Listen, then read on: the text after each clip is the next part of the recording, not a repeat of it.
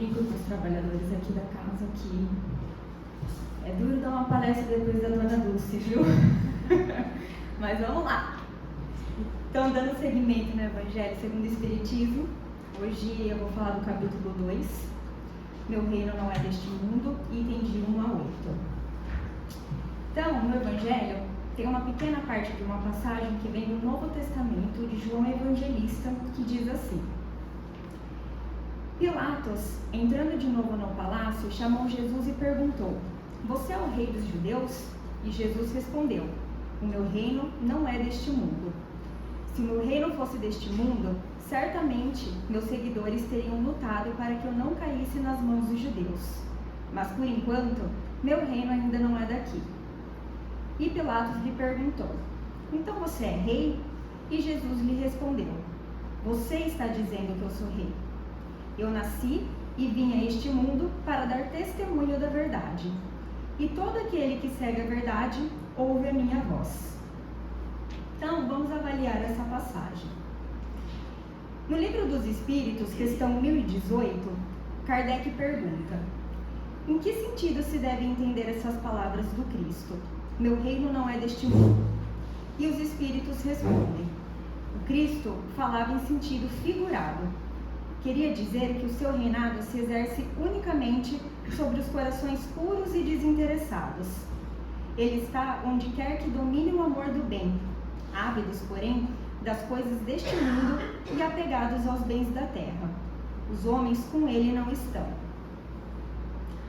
Ao estudarmos a obra do Kardec, o Pentateuco, Kardec nos convida para sempre passarmos pelo crivo da razão, a passar pela análise em todos os momentos. E por que eu estou falando isso? Porque essa passagem precisa ser estudada, analisada e compreendida segundo o contexto histórico do que foi dito. Kardec mesmo diz, em Notícias Históricas do Evangelho, segundo o Espiritismo, que, para bem se compreenderem algumas passagens dos Evangelhos, necessário se faz conhecer o valor de muitas palavras nele, frequentemente empregadas, e que caracterizam o estado dos costumes da sociedade judia naquela época. Então, é desse ponto de vista que hoje nós vamos abordar esse texto de João. Quando Jesus disse, meu reino não é deste mundo, Jesus estava no Sinédrio, que nada mais é que um lugar de julgamento, onde estava sendo julgado por Pilatos. Mas ele já tinha sido traído por Judas, tinha sido negado por Pedro 3 vezes, tinha levado uma bofetada do soldado de Caifás, tinha sido entregue por Caifás e Anás para Pilatos, e Pilatos, não encontrando nada nele, mandou para Herodes, por um problema político entre Herodes e Pilatos, e Herodes, não encontrando nada em Jesus, mandou de volta para Pilatos. E Pilatos também não encontrou nada em Jesus que pudesse condená-lo. E naquele momento, o que estava sendo discutido não eram as questões planetárias, e sim as questões políticas e religiosas. Então, quando levaram Jesus para Pilatos para ser condenado, era porque diziam que Jesus falava que ele era rei, mas ele nunca disse isso. Isso era fofoca. E como Jesus trabalhava no sábado e fazia curas, os sacerdotes não aceitavam isso e queriam matá-lo para dar exemplo. Então, quando Jesus respondeu, o meu reino não é deste mundo, naquele momento, ele estava se referindo ao contexto imundo em que ele estava vivendo. Naquele momento, não se tratava de uma questão espiritual.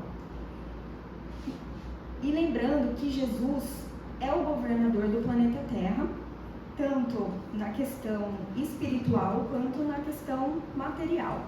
E não só do planeta Terra, como de outros planetas também.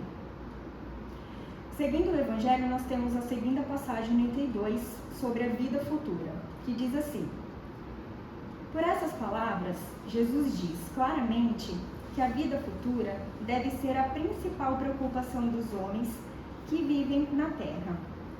Em todas as oportunidades, ele se refere a esse grande princípio.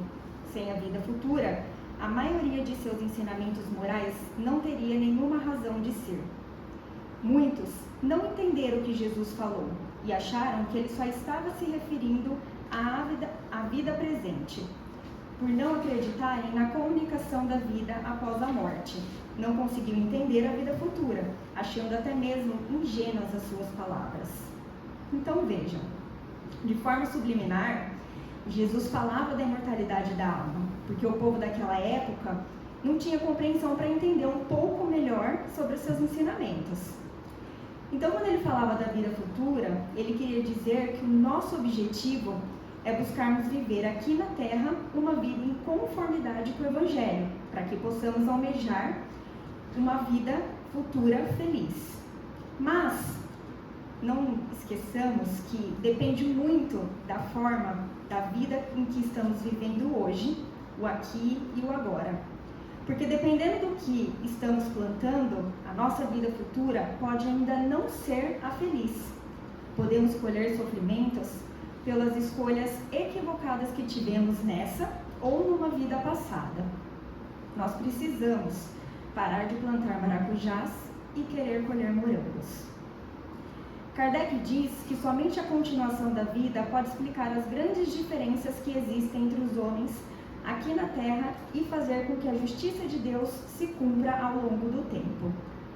Ou seja, aqui de novo, estamos falando da imortalidade da alma. Por quê? Que Deus justo e soberano é esse que escolhe os filhos a dedo, perfeitos e outros com alguma limitação física e mental. Que outros nascem em berço de ouro e outros na miséria.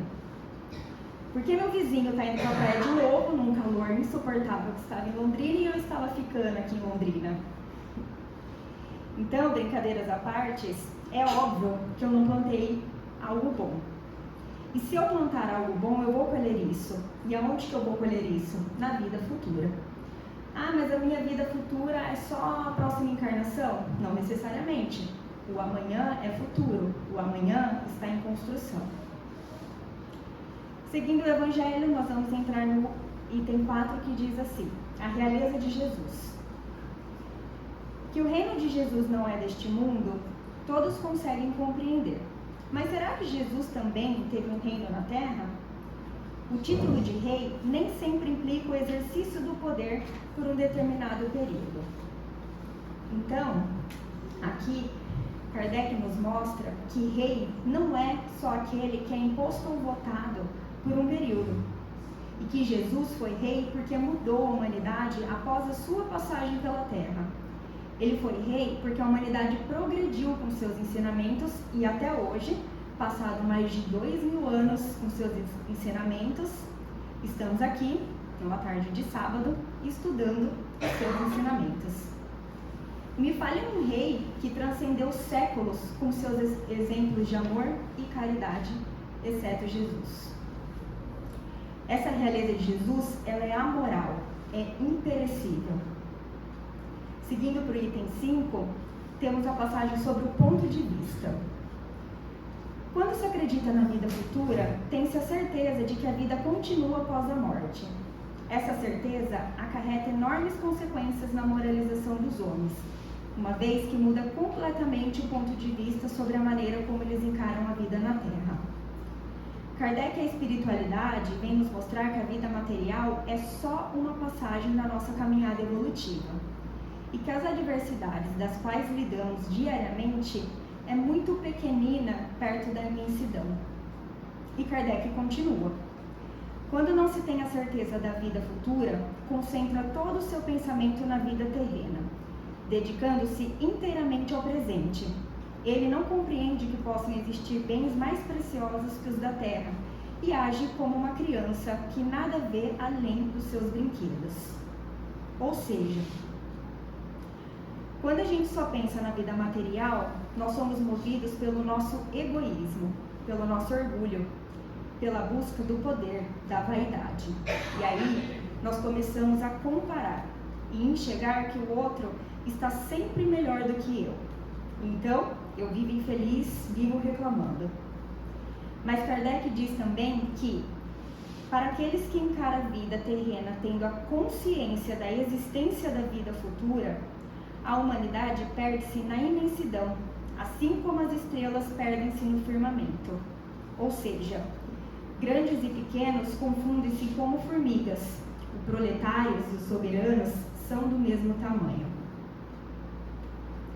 Seguindo no item 6, Kardec diz que podemos imaginar que se corre um grande risco se todos pensarem somente na vida futura, deixando de lado a vida presente. Mas não é bem assim.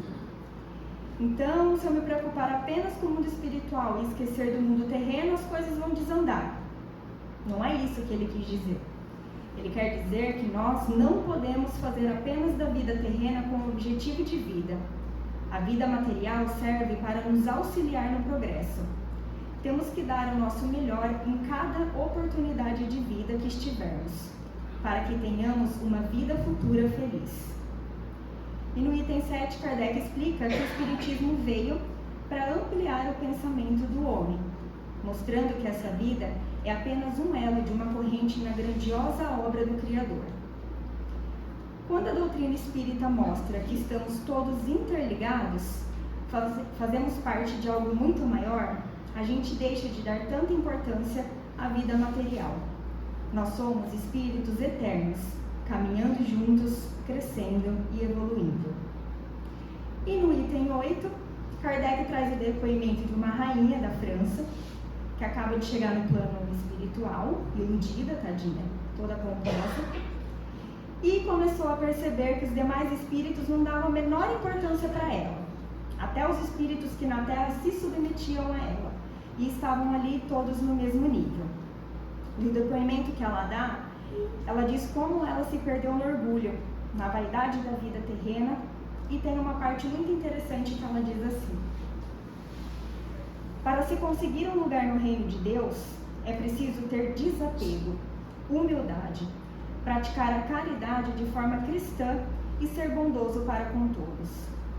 Os homens correm atrás dos bens terrestres como se pudessem guardá-los para sempre.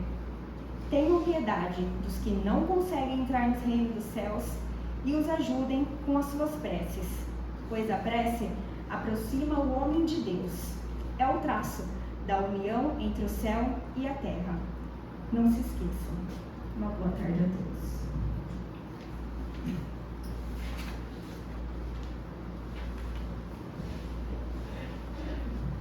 Bom, então vamos nos sentar confortavelmente, respirar profundamente, elevar o nosso pensamento até nosso querido Mestre Jesus. Mestre Jesus, agradecemos novamente pela oportunidade da reencarnação, pela oportunidade de nos melhorarmos nos seus ensinamentos. Obrigada, Senhor, por estarmos aqui nessa tarde para escutar os seus ensinamentos e que eles possam ser colocados em prática na nossa vida, no nosso dia a dia, principalmente nas adversidades que nos são necessárias para a nossa evolução. Abençoe, Senhor, a todos que aqui se encontram, aos nossos irmãos que aqui não puderam estar. Abençoe os nossos familiares, aos nossos lares. Que todos possamos sair daqui melhor do que chegaram, com a dose certa do remédio. E que semana que vem, Mestre, possamos novamente estarmos unidos em seu nome. Que assim seja.